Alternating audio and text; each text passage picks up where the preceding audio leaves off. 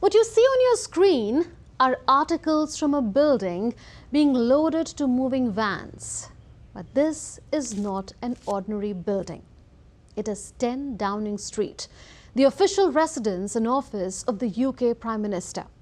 The address remains the same, but the addressee has changed with the change in the UK's political landscape.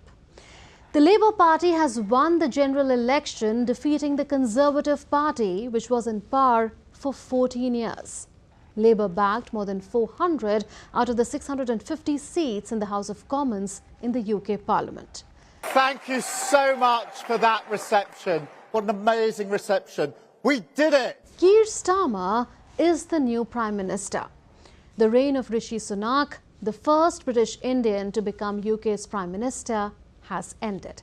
Here's what Sunak said on his way out. To the country, I would like to say first and foremost, I am sorry.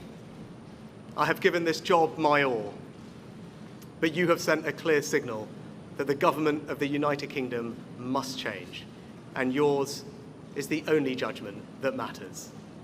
I have heard your anger, your disappointment, and I take responsibility for this loss. Keir Starmer's win comes on the promise of change to Britain. But what does this change in UK politics mean for India? Here's what Starmer said after taking office.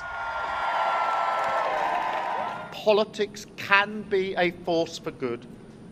We will show that.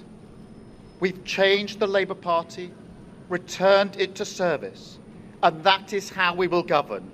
Country first, party second. So he says the Labour Party has changed. But what does that mean? And how significant is the statement when it comes to Britain's relations with India? When we look back, we see that while it was during Labour leader and Prime Minister Clement Attlee's time in office that India gained independence from British colonial rule in 1947, in the last few decades, the Labour Party has had a strained relationship with India. In 2008, David Miliband, Foreign Secretary in the then Labour government led by Gordon Brown, urged New Delhi to resolve the Kashmir issue with Pakistan if it wants to prevent terrorist attacks such as the one in Mumbai in November 2008.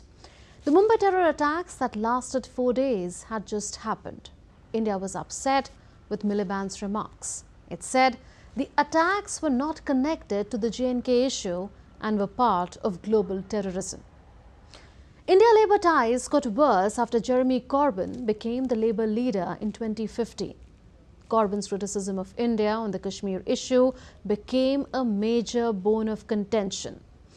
After India abrogated Article 370 from its constitution, ending the special status of Jammu and Kashmir in 2019, the Labour Party passed a resolution condemning India over Kashmir and calling for international intervention. The Indian government saw that as an attack on India's sovereignty. This decision of the Labour Party costed the votes of many British Indians. They did not vote for Labour in the 2019 UK general election. Now, if we go further back in time, we see that the Kashmir issue had bedeviled ties between India and the Labour Party from the late 1990s itself. In 1997, Queen Elizabeth II visited India and Pakistan to celebrate 50 years of their independence. But British Foreign Secretary Robin Cook's comments suggesting mediation on the Kashmir issue cast a shadow on that visit. A Labour Party politician, Cook made a stopover in Pakistan before landing in India, and there he offered to mediate on the Kashmir issue. New Delhi's stand, as is evident from the Simla Agreement and the Lahore Declaration, is that the Kashmir issue should be resolved directly between India and Pakistan bilaterally. So India was understandably upset with these comments. The then Indian Prime Minister Inder Kumar Gujral rejected the offer. Now turn the clock to 2024. Keir Starmer says it is a changed Labour Party. He admits his party made mistakes in the past regarding India, especially by supporting Pakistan on the Kashmir issue. He said Kashmir is an internal issue to be resolved by India and Pakistan in his meetings with the Indian diaspora and in his public addresses. He promised to get rid of any anti-India feelings within the party and fix the damaged relationship with the Indian community in the UK. See his post on X. Starmer wrote, and I quote, "A strategic partnership with India will be key to my Labour government. Together, we can tackle economic, climate and global security and build on our long-standing relationship. Today, I took the opportunity to say thank you for India's immense contribution to Britain." Starmer set the tone for his party's approach to India-UK relations during his speech at the India Global Forum last year. He had said, and I quote, "I have a clear message for you all today. This is a changed Labour Party. What my Labour government will seek with India is a relationship based on our shared values of democracy and aspiration." In its election manifesto, the Labour Party pledged to pursue a new strategic partnership with India. The manifesto even had a clear mention of a free trade agreement. Now, there is no doubt that UK has seen political turmoil in recent years. In the last 2 years alone, the country saw 3 different prime ministers. This interrupted FTA talks.